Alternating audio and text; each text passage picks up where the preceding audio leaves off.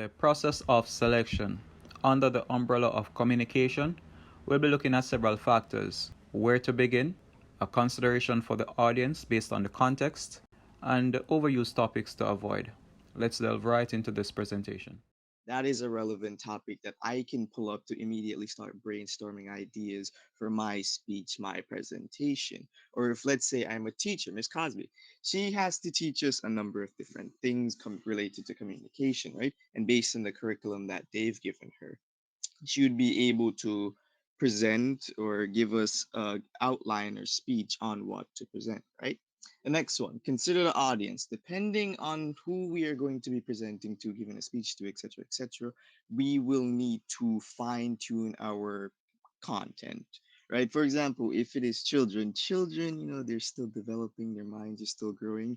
You won't be able to get away with using a lot of big words or verbal statements without getting them a bit confused, right? Even when in business, stuff like shareholders, doctors, etc., they have certain languages that they might use that you can then put into your presentation. Doctors, for example, let's say I'm presenting on a new medication that I would like to try out, right? I can use a scientific name for the medication instead of let's selling it something simple like penicillin, right? The scientific name would be able to give doctors maybe a better idea of the compounds that make the medication, etc. Next, avoid using overused topics, or better yet, avoid common patterns, right? When you're presenting or making a speech, you typically want to get the audience to be alert or to be focused on what you're doing. And a good way to do that is just be a little bit unique when presenting things, right? Because I have a feeling, or it's very well known, but teachers every year they come through the same content over and over and over again, right? And in order to keep things unique, to keep things varied, to teach different sets of students, same thing about considering the audience, lecturers have to go through the course material and basically change the way they present the exact same material every year, right? That keeps the audience engaged, keeps them from falling asleep, etc. Next, narrowing the topic.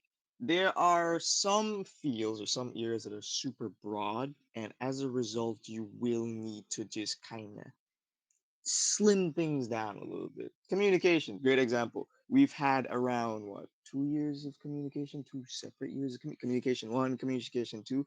Communication is a very big topic, right? And as a result, we've had to do it like in 2 separate years. That's because of just narrowing the topic. We're trying to slim down things into more digestible pieces of information because there's only so much that you can get away with in like a presentation or speech before you just start to run into the issue of information overload when the brain has so much to remember and process that it just doesn't quite register.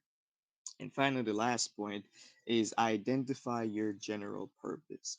When presenting or giving a speech, you can stray from the topic. You can use, let's say, examples, pointers, etc., but always return back to your main purpose. Don't stray far from it because your main purpose is like your anchor. It tells you what the main reason you're presenting in the first place, right? It is your goal it's your goal for your audience to walk away with your purpose when you're finished presenting. And this concludes the process of selection part 1. Tap in the next video for part 2.